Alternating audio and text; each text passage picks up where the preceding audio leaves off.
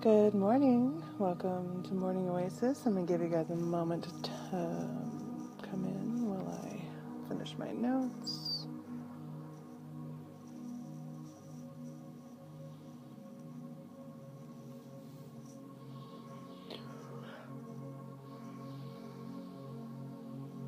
All right.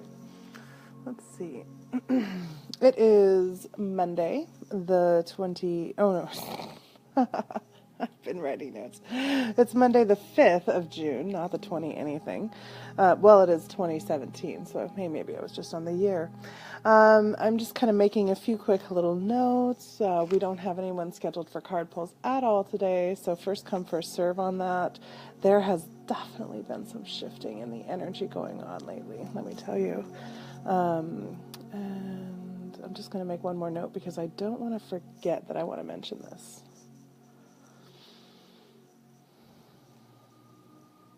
Okay. So I have some music. Good morning, Nivian. I have some music playing in the background. It's actually, what it actually is, it's binaural beats.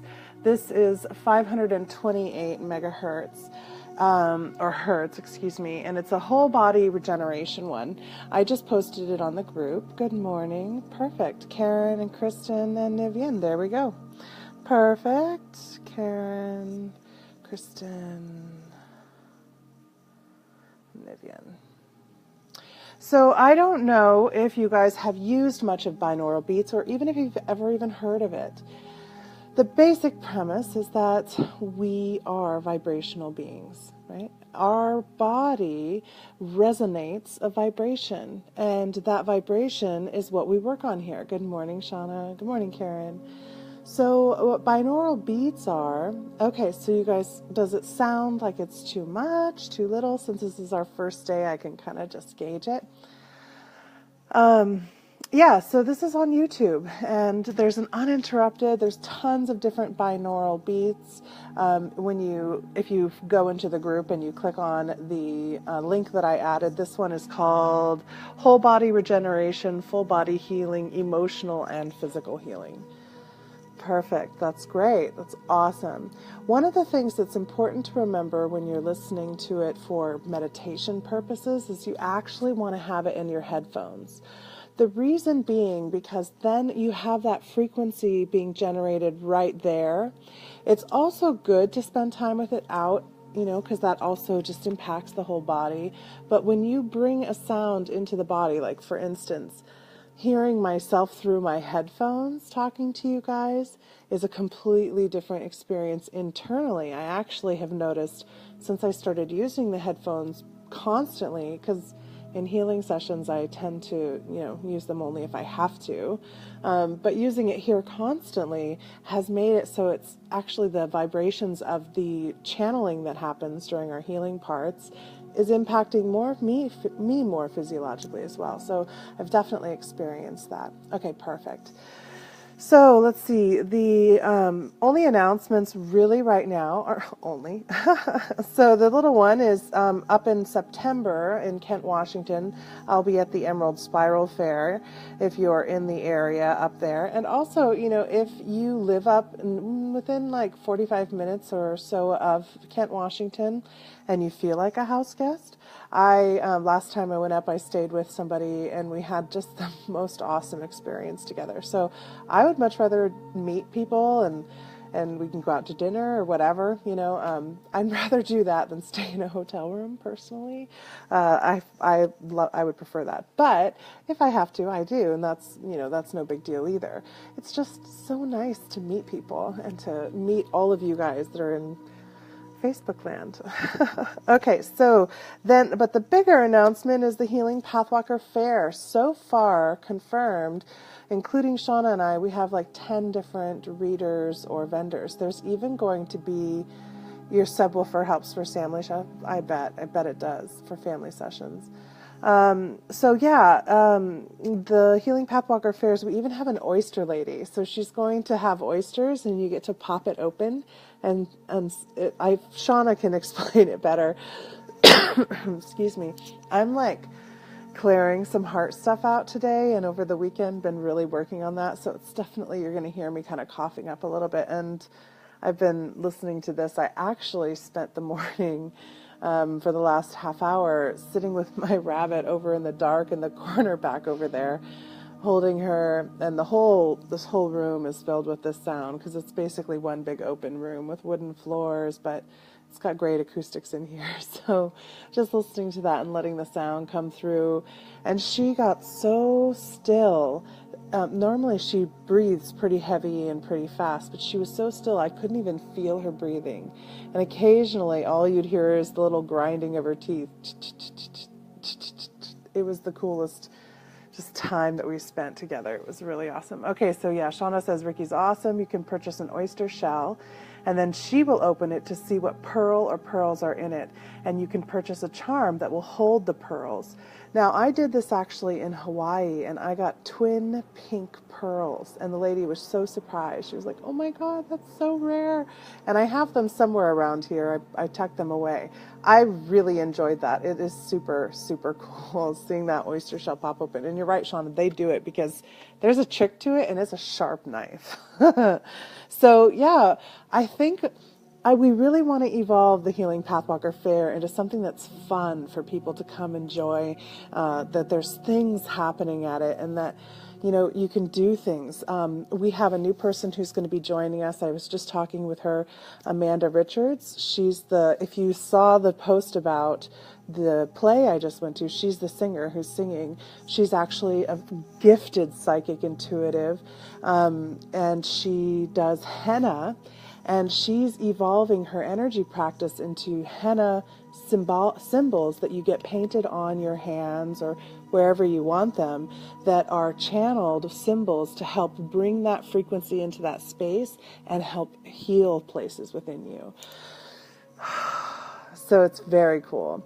We're really pulling together some amazing people for this fair. So, you know, if you're coming, tell your friends about it. I think it's going to be an awesome experience. It's in McMinnville. I don't know if you've ever been to the McMinnville downtown. It's really a beautiful little area in there. There's lots of stuff going on. There's an art gallery across the way that's super excited for us to come. So, you know, make a day of it. We'll be there from 11 to 4. I'm super excited about that. That's January 24th. And if we can get this, or excuse me, June 24th. And I'm like, time and me do not get along right now. Karen is going to be there. Karen, why don't you tell a little bit about what you're going to be doing, and put it in the event too, so people know what you're doing there. Karen has been doing Reiki in her own, building her own healing practice, I know, for a long time, and I'm super excited. I plan on sitting at her table. Okay, so that's the announcements, the cards. Karen, Kristen, and Nivienne. I feel like I have like a hair in my eye, like right in the corner. Ooh, it's so uncomfortable. All right, let's see. Karen is just... I just love sitting with Karen. that alone makes me feel good. I wanted to show you guys something else that a friend just brought me that is so sweet. There's this company, and it's called Plum Blossom Farms, and he bought me a felted shea butter soap. Here's the little box, and this is the soap. So this is felted sheep's wool with lanolin still in it, and inside is soap. And once you use all the soap up, it's like got a little pocket, so you can actually insert more soap in it, so you can reuse it. So it's like a hand scrub, and oh my God, it smells so good. And doesn't it match my ring? I just noticed that. Such a sweet gift. So I'm telling you, like, I love Josh because he goes and finds just these handmade things wherever he's traveling, and then I can promote them because I love the products that he finds. They're always in good alignment, good energy, good feeling to them. Plum Blossom Farms. I don't even know anything other than that about them. So isn't that so sweet? And Karen, I would love to. I would be totally down for that. Let's talk about that so we could fit that in the schedule. So Karen, you're up first. Ganesh wants to talk to you. There's no surprise there. I forgot I had a candle burning on my work table, so I'm going to put that away because I don't want to bump it. All right, and I wonder how your guys' weekends were. How about you guys feel free to talk about that, anything that's going on with you or for you? We have, I'm pretty sure, quite a few new listeners wanting to join the show. I don't know exactly when they are, but if it's today or not. But welcome, you guys. I know that you have recently discovered us. We are growing in our tribe. It is amazing. Oh, yeah. So, Shauna, I was planning on referencing that card reading. And thank you for reminding me of that. Because, so Shauna and I, what we're planning on talking about today, and I'll just go ahead and talk about it because I'm pretty sure the card readings will end up falling in line with it, was how last week what we talked so much about was how to fight fair, what is happening when we're fighting. And that was in the air. You know, it was in the air. Oh, beautiful, Karen. Aw. And so, yeah, we were talking all about fighting. And this week, I was looking at this whole body regeneration that we're listening to. And one of the suggested other binaural beats that it suggested for me was called Harmonizing Relationships, Attract Love or Positive Energy, Heal Old Wounds in Love, right? So I was like, oh, that's... I totally need that one after this. So then I was to end with what it was in line with what Shauna and I were talking about. And hi, Ricky. And so, yeah, Ricky's the one. Is she the one who does the oysters? I'm so excited, Ricky. And I can't wait to meet you. I did it once in Hawaii, and I just loved it. It was so much fun. So anyway, today what we're going to be talking about is how do you harmonize? You know, we kind of covered it just a little bit last week. We touched on it with how do we come back together after the fight. We were calling you the oyster lady because I didn't know your name. So, Karen, you're going to laugh. I swear to God, you're going to laugh out loud. I'm just going to look it up before I open this. Oh, and it's card number 2 in the deck. Surrender. Right? You're laughing, aren't you? Hi. Okay, so in the state of sleep, manifestations take root. Here is a chance for rest and recovery after the challenges and various lessons that have recently been coming your way. Whoa, look at how dark it got. Oh, that's so weird. Oh, and now it's not doing it. Wow, that was some interesting. Look, like go to sleep. Go to sleep. Here's a chance for rest and recovery. Ganesha is offering you the option to retreat into a calm environment and replenish your energy and regain your composure. So need that right now. So need that. There is a need to stabilize your energy and recognize that you have been wrapped up in a stress-filled time. Brief periods of respite will enable you to improve your energy levels and concentration, as well as bringing greater peace to your heart. This will set you up to start anew, no matter how big the task you are involved in. Times of recovery, including a good night's sleep, are important to heal the body and rest your mind. So you can drop back into positivity. Regardless of what you're facing, Ganesh is gently reminding you to surrender this challenge for a while. Shauna, stop laughing at me, okay? Like, seriously. You can take time for yourself, knowing that when you're ready, the task will be there for you. If you are trying to make a decision or a change, this may not be the best time. Give yourself a much-needed break and decide once you have a clearer head. Okay, fine. This is definitely the energy. Oh, I'm kind of glad I said what we were going to be talking about before that happened. Before we pulled that card for you, Karen. It's enough said, right? I mean, like, there's really not much to add to that. Oyster jewelry. Oh, Ricky Hawthorne. Yay, perfect. That was part of the message. You're right. That's right. I think you had the 4 of Swords too, that meditation, time to put the swords down, know you have the weapons if you need them, but it's time for rest and kind of that cutting, stopping the cutting. Yeah, definitely. Okay, Kristen. By the way, Kristen, you have beautiful friends. I absolutely loved meeting you and your ladies. Let me tell you, they were like two badass women, okay? One of them was a former Marine. There are not many women Marines. So it's like, oh, you're a badass. And she goes, well, I was. and a woman who works at the VA as a med assistant working with vets. Okay,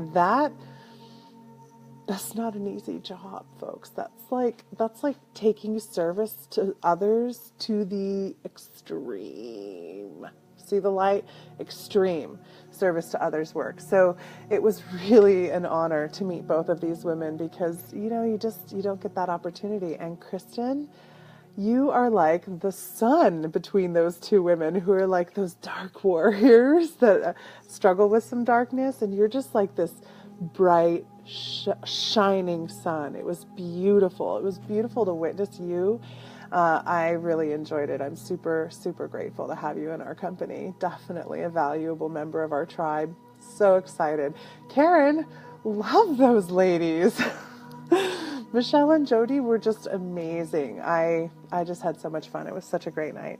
And I really love how the meals with Jessie are kind of turning out. I'm so grateful I transitioned over to that rather than doing other people's fairs or doing, whatever I could find to be getting out into the public. This to me feels like the best way to interface with you guys. We have the most amazing conversations, bringing together really just some amazing people. We laughed so hard and we thought so hard and we talked so hard and our hearts all just opened wide up. And that's what I dream of for our tribe personally. So it's really great to do that and to be there. And remember, we also have the tea with the angels. I think Shauna might be moving it because some of the people who are interested, there's graduation stuff going on. So Shauna's going to be posting about that later too. The rainbow can't happen without Kristen. Oh, totally. I completely agree with you, Karen. 100%. Kristen feels like pure joy. It was beautiful. Even when she's talking about something she's frustrated about, you just want to go like, oh my gosh, you're so adorable. Oh, yeah, I totally get that. Oh, thank you. It was really, really fun to be with you guys. Okay, so Kristen, your card pull. Let's see. Oh, yeah. So the god and goddesses, Ganesh. Ganesh to me is the only male god really worth following. Come on, he's the one who's putting obstacles out of the way. And he's the god of chocolate, right? So how can you not love that god? He's the most beloved god in India next to Lakshmi. Who's also goddess of abundance, right?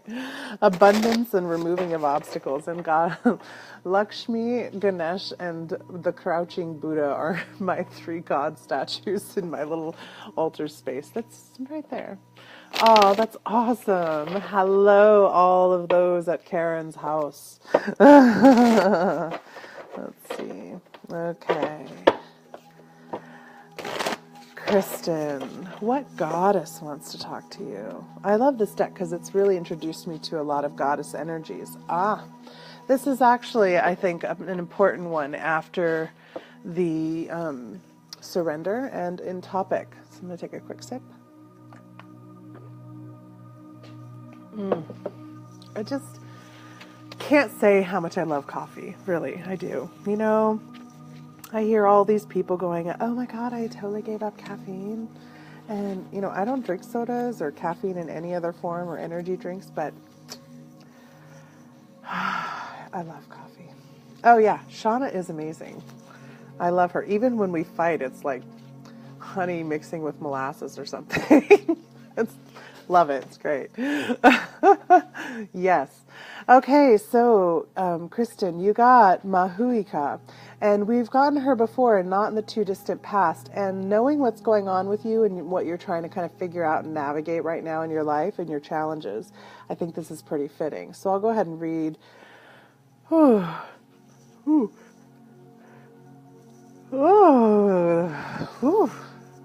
That just hit me. Okay, so She's the Maori fire goddess. Mahuika lived on a flaming mountain. She was convinced by trickster Maui to light her magical fire, one by one, from every nail and of her hand and feet.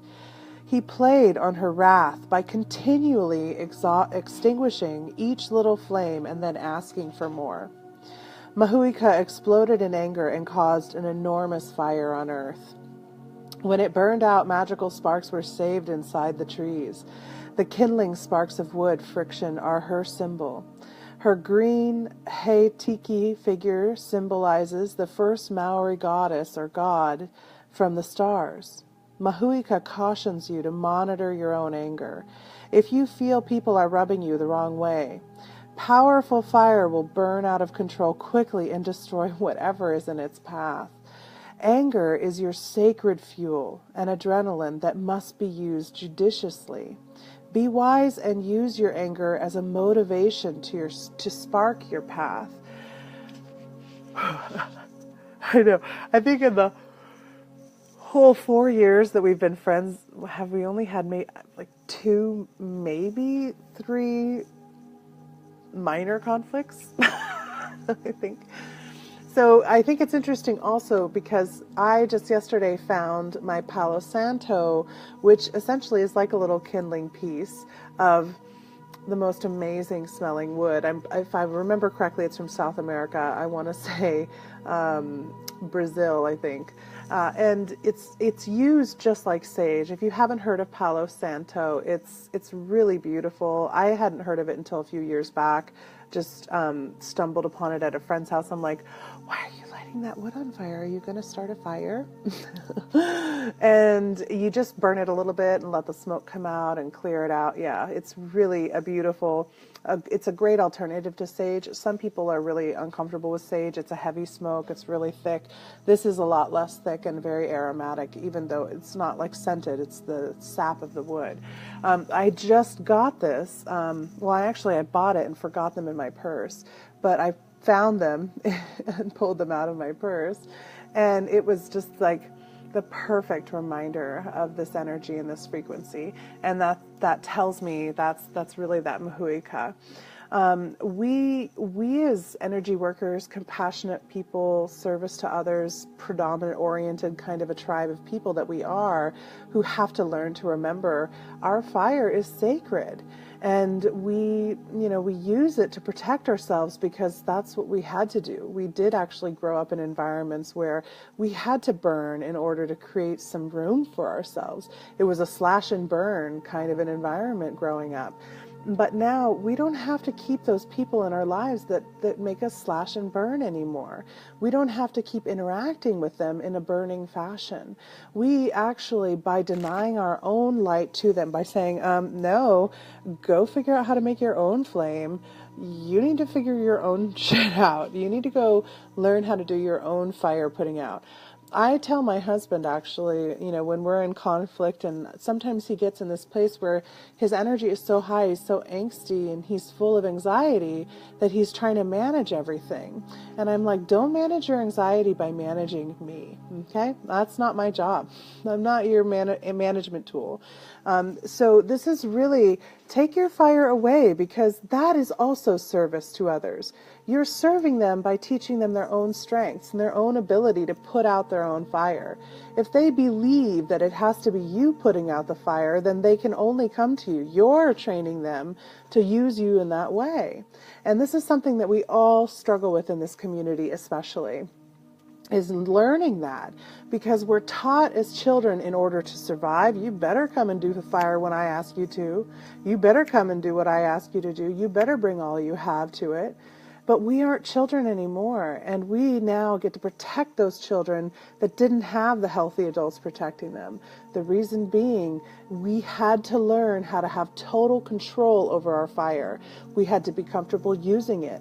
We had to know what it was for and how it would work. So by using our fire in the past when we had to, we now get to do the next step, which is how not to use our fire and how to learn to serve the others in that way. That's what's coming through strongly with Mahuika, and that's what she had to learn, And I posted this. There was a woman who is a I really enjoy her. She posts all sorts of different, scientific versus energetic versus spiritual perspectives of things.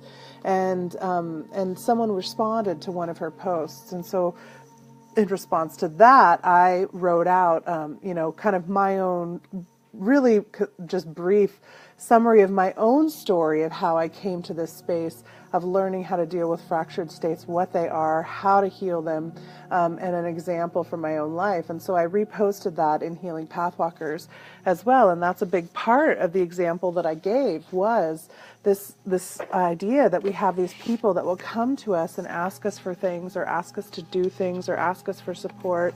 And really, they're things that they should be, taking care of themselves. And we've allowed that to happen to the point where when it's actually things it is ours to take care of, we have no energy left to do it. We have no desire, no drive. And really, that's not because of the other person driving us. It's because of ourselves having to learn that sense of value that says, no, I don't have to do that for you anymore. That's your job, right? That's something we have to learn. And I think that's right where you're at, if I'm remembering correctly. The rabbit has discovered a paper bag in the back corner, and she's going to town on it. I don't know if you can hear it, but that's another good thing I think about the music. You won't hear every little thing about the rabbit. Oh, Nivian, how are we going to round out this card introduction to this topic that is obviously perfectly in alignment for all of us today?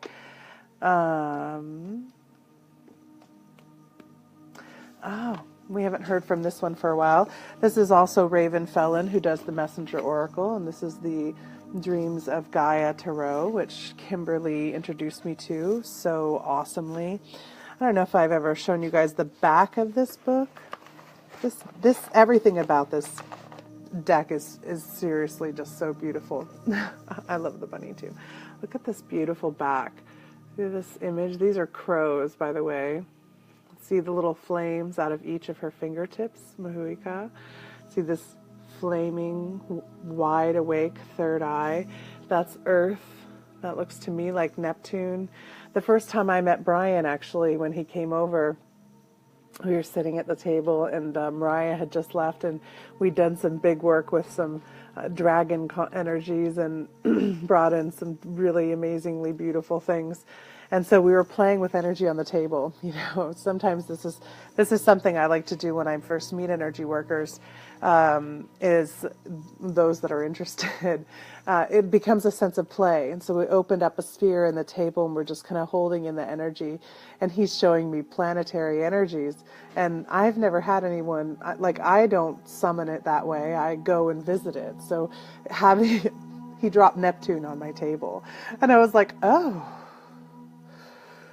you put Neptune there. He's like, I did. I'm normally bored with Neptune, but I don't know why I wanted to come through. I'm like, that's my favorite place to go visit. I totally go there all the time. So it was very funny. Anyway, so there's Neptune and Earth, and in the talk about symbology, as we've got this kind of field of energy around her. Oh, I love this. And as you look even closer, see the outline of a bird around her eye and the feathers, more avian references. She's really in a lotus blossom between her palms. I think Raven Felon has a powerful understanding of symbolism and imagery, and really, I just can't say enough good about her work. I just love it. Absolutely love it. And it's funny, I don't even get paid by these people to do any of this. But I gotta tell you guys, this is where I put my money, is in things that are like this, that feel like this. Just amazing stuff. Okay, so we're going to do this last pull and then we'll transition into our discussion, which will be also kind of a pull. I'm going to show you guys what Shauna pulled for our weekly card reading. Totally in alignment, Shauna. I haven't read what you sent me last because I was sitting with the bunny. But, okay, let's see. God, I just love the imagery she uses.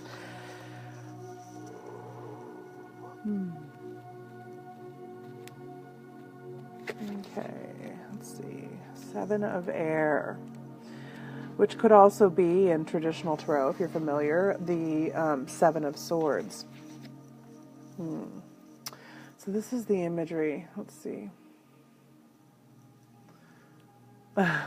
You're welcome, love. All right, so keywords: spirituality, religion, politics, personal dogma, atheism, fundamentalism, indoctrination, kindness. Key phrases: it's not what we believe, but how we believe it. Lift others up. Does what you believe make you kinder? Are you willing to lose another for your beliefs? There are many ways, not just your way. Educate, don't indoctrinate. Seek a kind approach. Moderate fundamentalist beliefs. Totally in alignment, right? Because what are we actually fighting about if it's not about beliefs? The only reason to fight with somebody is because they're making you uncomfortable with a belief that you believe to be totally true. You're feeling the discomfort of a challenge to your belief system. And there's nothing that says that your way is the right way, nor is there anything that says their way is the wrong way or the right way. And this is about beliefs and belief patterns, right? So let's see. I'm going to just kind of skim through. Yeah. The Seven of Airs symbolizes the realms of spiritual belief, religious practice, and personal dogma. Spiritual belief can make our lives feel complete, make us healthier, happier, kinder, and more compassionate people. And yet, it can also place us at odds with others and start wars, both global and personal. It can bring peace and a healthy sense of well-being, or it can literally place you in harm's way and tear your world and your life into pieces. Spiritual belief in the form of religion has throughout the centuries been one of the root causes of almost all human conflict, and it is still one of the leading causes of bloodshed in our modern world. You know, when I used to do the Crystal Cocoon with Brandon and Hannah Neal, we used to talk about woo wars, you know, for the woo world, because that's one of the things that limits us when we first come into this field of practice, is having to deal with all the woo stuff. And it's, you know, it's ridiculous. You go to some function and these women are, well, usually it's women. I'm sure there are men too, but a lot of the men, I shouldn't generalize. I'm not going to generalize. But, however, it's a process of having to learn how to stand out from all of that while still allowing and accepting those who are in their own paths and recognizing that they may be getting a lot more clients than you, but that's because they're actually comfortable embodying who they are, and learning, oh, I'm not comfortable embodying who I am because I'm surrounded by all of this. Like, it's all of this awful process, right? That just kind of like, you're just trying to define yourself in. So the spiritual world is definitely not any more peaceful of a realm, even though all of them are positive light practicing individuals. It doesn't in any way mean that that's suddenly going to be a more positive place. So definitely this is, to me, this is just so hitting on point, and definitely what we want to get away from at Healing Pathwalkers, and the whole point of doing this other fair. Okay, I'll keep reading because, you know, I just went on a tangent there. There are many who subscribe to the belief that embracing a spiritual path is different to following one of many organized religions, but consider this. Whether you subscribe to a religion or have a more organic spiritual ideology, or even subscribe to atheism, all involve following personal dogma that can be orthodox or rigid or expansive and accepting. To believe in a religion, to embrace a spiritual path, or none at all, is no different energetically than believing that one political party is better than another, or that a vegan is better than an omnivore. All forms of belief can lead to peace and healthy sense of well-being, or to extreme fundamentalism and fundamentalist behavior, she writes. All paths can be born of independent knowledge and understanding, indoctrination, or a mix of both. Each choice, even the choice not to believe in the divine, requires that you believe in something, even if that something is that a belief in anything other than our physical reality is a symbol of a deranged mind. The Seven of Air reminds us that all personal dogma and spiritual dogma can give rise to an open mind or a closed one to varying degrees. Each path contains core beliefs that won't be changed or cannot be changed, because to do so would make them something other than the beliefs that they are meant to be subscribed to.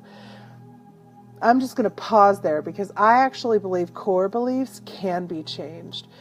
I think what happens is we create all the chaos around us in order to hide the true core belief, which is usually one based in lack of worth, lack of value, or lack of allowance of the self in whatever form that manifests itself as. And we create all this other stuff just to hide it. And once we see the truth of that lack and actually find a way to love the part that believes that to be true about themselves and see that the lack is as valuable as the abundance, right? As soon as we can love that as much as the other, we can change the core belief. And I know for myself, I've experienced it. I've witnessed clients and students time and again experiencing that. And it just becomes about how honest can you be with yourself. And that is definitely what we're going to be transitioning into talking about, which I'm just going to go ahead and do. Because when we're trying to, when we're in a fighting mode with our family members or people in our lives, when in any way, the way that we choose to engage is more like a sparring battle than a kata, right? We are going to find what's happening is we're asking for our beliefs to be addressed. That's all that it is. It's like, when you have children, your kids get like so hyper right before they're ready to crash. Your kids are ready to crash because they are running all over the place. For instance, with my son, we made it a ritual from the time that he was born that I read 3 stories every night before he went to sleep. When he got older, we'd repeat some of the stories a few times, but 3 stories was always the deal till he didn't want them anymore. I think it was around 7 or 8. So that was always the deal. But when he could move around, like toddler age, he was all over the place. He was like climbing on top of me and climbing on the bed and climbing. He was just like everywhere, and it was chaos. And I'm just reading the stories. And my husband came in one time to join us, and he hadn't been in for a while. And he goes, "Jesse, is this really peaceful? I mean, is this actually helping him get to bed?" I'm like, this is the program.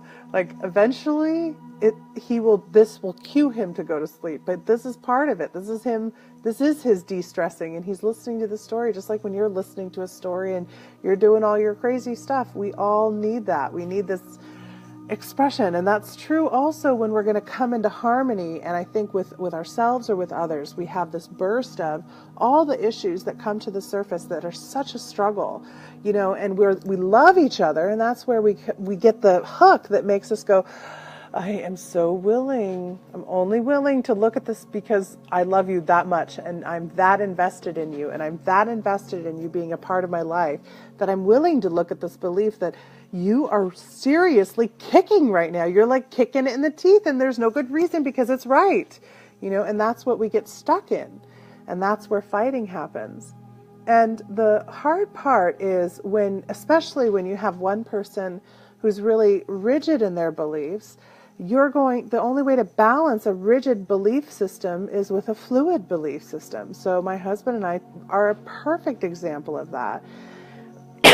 He's brilliant and creative and thoughtful, and he's got, this is in no way a valuation. There's no better or worse of either of these two states. Water isn't better as ice or as fluid or as gas. It's just how is it being used? How is it being applied, right? So he's a more rigid belief system. He's a get things done kind of person. He's anchored in reality. He knows down to the minute practically what time it is, virtually all points of his experience of waking, just by tracking it in his mind, because he's blind. It's not like he can look at a clock. He has to make the effort to actually listen to or turn something on just to know the time. So he always tracks it. And he just has that natural sense. He knows naturally pretty much where he is, unless, he gets a little off, and then he can listen and open and feel and generally get his himself reoriented, and he's completely blind. So he has this natural, rigid understanding and structure and belief, right? I'm super fluid. I have no bloody idea what day or time it is. I even looked at the date right before the show started, and I still couldn't remember if it was January or June, right? I mean, the 20th or the 5th? No tracking of time. Alarms rule my world as far as keeping me on some sort of schedule. Alarms and schedules. I have to live by them. So because I'm all the way over here in this no attachment to reality, no real attachment to any true, well, I have my belief systems, of course, but, just very few belief attachments, and his much more strong. So that's how we balance. And that's going to cause conflict. If we don't want to have that going on, then we have to come to the center, right? And it's been the process of being with my husband has definitely been coming more into the center. He taught, I hate, Sean and I were just talking about this also. I hate bills. I hate opening mail. Mail makes me anxious. The envelopes, the papers, I don't even keep it on my desk, right? I can't even find any mail right now. I put it in the windowsill, and it kind of collects down there until I have to bring it up. And it gives me anxiety. I grew up poor. We often, my parents were shuffling bills. We were having things get shut off. Our car got repossessed. Bills freak me out. I don't even like paying at the grocery store. Used to get the worst anxiety about that because of all the different times that they didn't take our check, or they didn't whatever. There wasn't money in the bank. Just hate bills. And so I married my husband, and, for the last 13, 14 years, there's no reason for me to hate bills. We have enough. We live in a moderate abundance, in a beautiful, comfortable life, and there's no reason for me to still avoid the bills. But even still, it's something that's like, gotta open it. I have to prep for it. So, it's a belief about worth, and will there be enough? And oh no, now if I spend it on that, do I have enough for that? I still have all of those thoughts and belief systems. So those are things that have to be balanced. When we have that level of belief at our core, we're going to attract the opposite, as extreme and as rigid as we are fluid, or as fluid as we are rigid, to us. And that's what makes the relationship, is the engagement, in order to find the balance as we're swinging, to keep pulling each other one back to the other, in that interplay and exchange. And that's what's happening with conflict.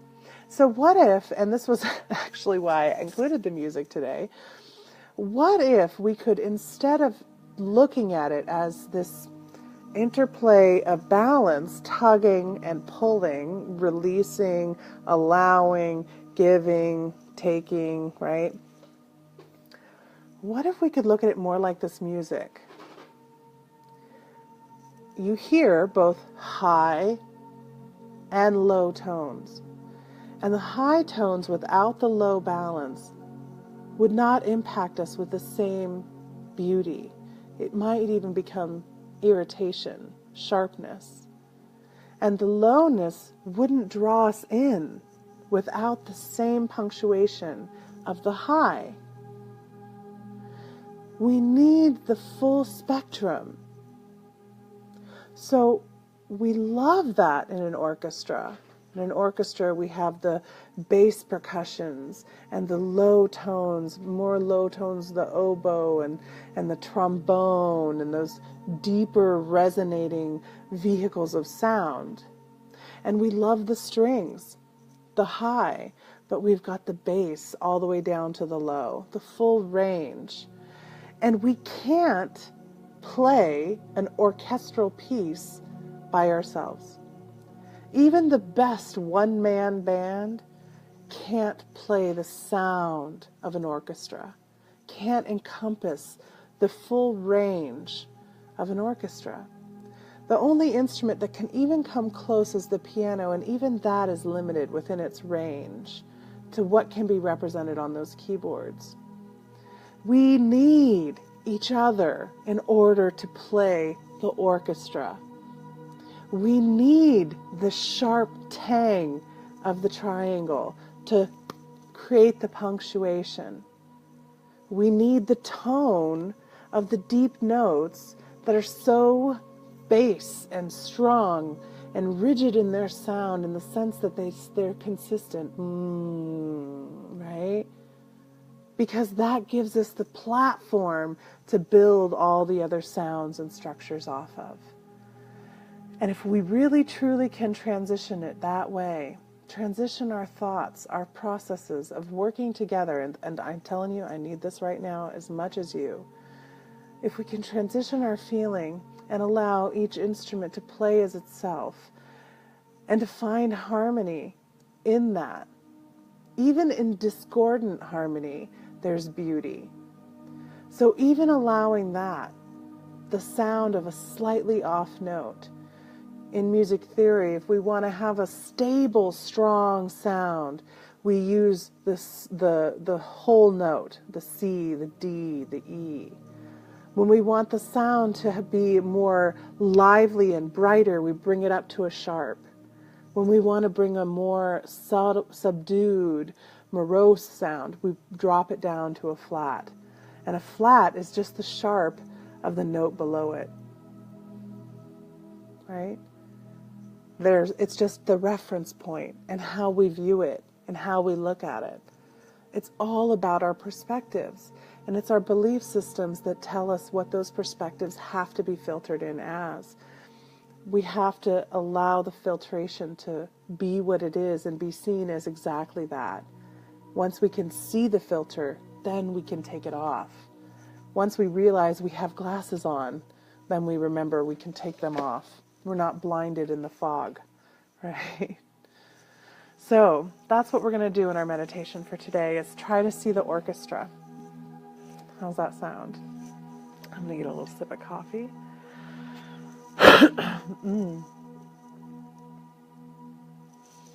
And Shauna, I'm just seeing your little note, the last bit you sent. So we're going to use that at the end of the meditation. Thank you.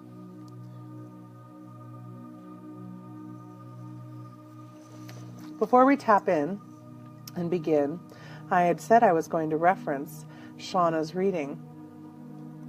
So the 3 cards that she pulled, and if you want to read all about them, go to the website. It's on the Angel blog, because I strongly recommend it. The 3 cards that she chose were Jesus, forgiveness, Radha, soul flame. Now there's also words underneath, so I'll read those. So Jesus, forgiveness. You're on a path of light, love, and forgiveness. Further healing is possible at this time. Radha, soul flame. Rediscover a lost part of yourself. Experience relationship harmony and healing. Saint Germain, karma release. Move beyond drama. Create your own path and make room for the good energy. So those are the 3 who are here supporting us today. Jesus, Radha, and Saint Germain. So let's allow them to come in as we open up our space for this healing work that we're going to be doing. Go ahead and get comfortable, whether you're laying or you're sitting. Make sure you're tuning into your body. How does it feel? Does it feel in alignment? Does it need a stretch? Does it need you to open up your rib cage a little bit more? Open up the shoulders. Let your wings out. What do you need to do right now to come fully into the self? Move the ankles around. Just take note of each body part, each joint, each joining of bone to bone, rigidity and flexibility.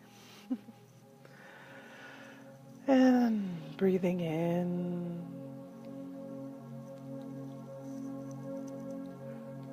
and out. And in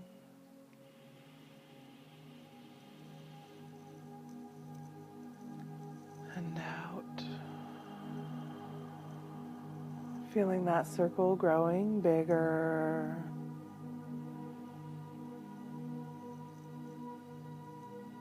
As the breath grows longer,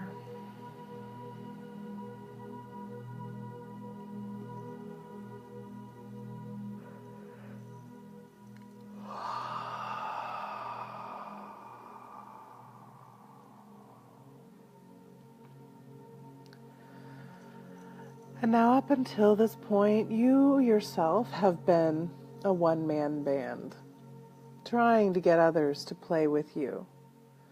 So I want you to imagine all the different roles that you have been playing up until this point as an instrument in the greater orchestra that's your life. See yourself standing there, sitting or laying, surrounded by all the instruments of your life. What it takes to keep you happy, growing, experiencing, and suffering, enduring, learning, shedding. Just see all these different roles as an instrument of vibrational sound.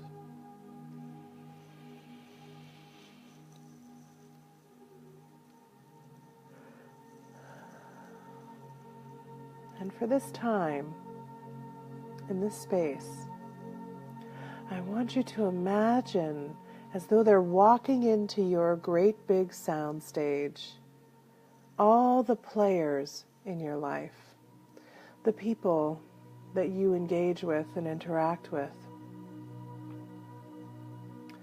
the people that make up your experience. Allow them to come in. Often these are people that also call into service one of your instruments. So when you see that person, what instrument do you want to pick up to play for them, because of them, in spite of them, with them?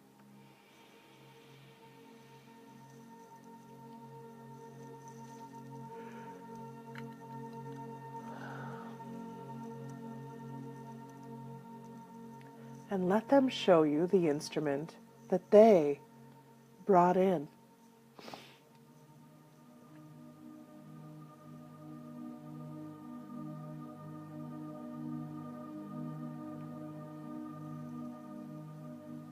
And as you both begin to play, allow the sounds to harmonize.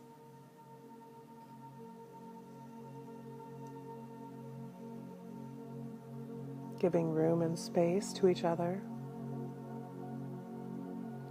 while caressing and enveloping the other.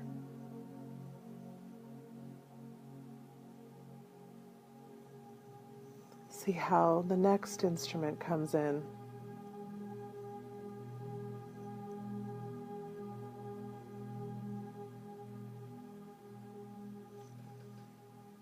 And the next.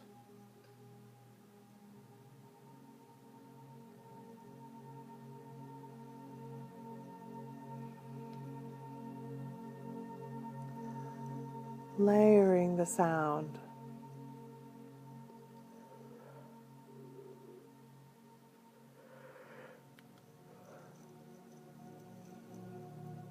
Transitioning the platforms.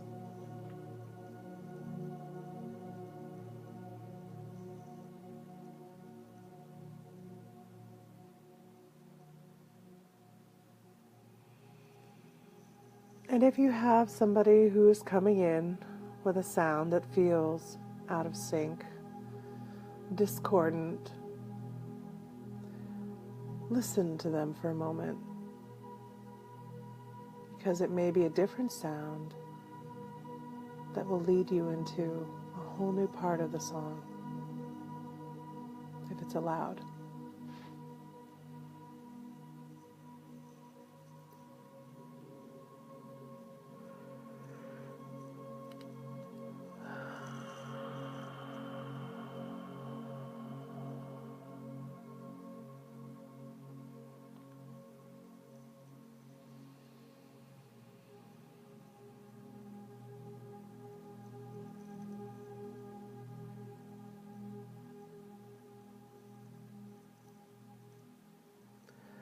Now I want you to begin to listen to your whole orchestra and find the ways that you love each instrument, that you're grateful for the player behind it, no matter the role they play. Even the ones that are a little off-key, seeking to learn a new way to play.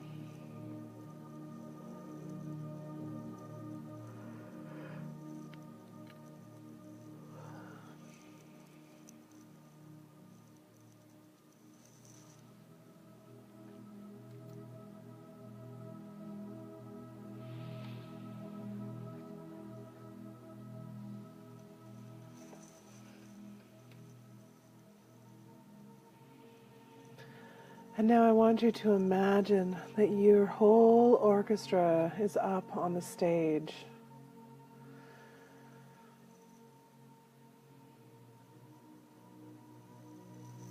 And the audience has cut off and away by a great big velvet, violet cloak. It just is holding all the sound of your orchestra in this small little space of the stage, not letting it open and blossom. And allow the violet energy of that cloak, of that stage curtain, to opening up and revealing and releasing your orchestra to play. Allow it to play for the audience, the creation. Let your song carry out, radiating from you.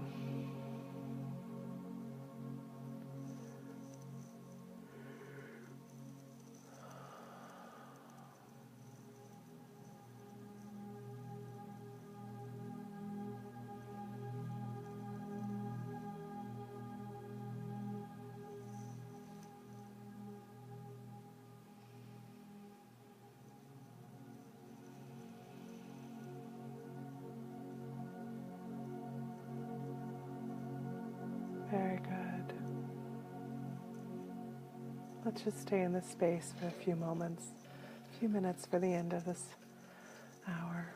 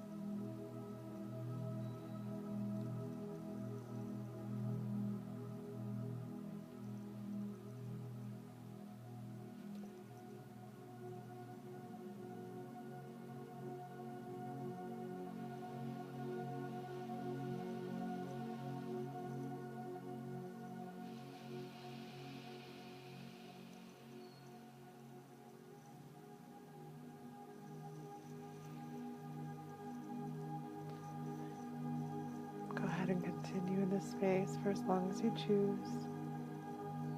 Thank you for coming in.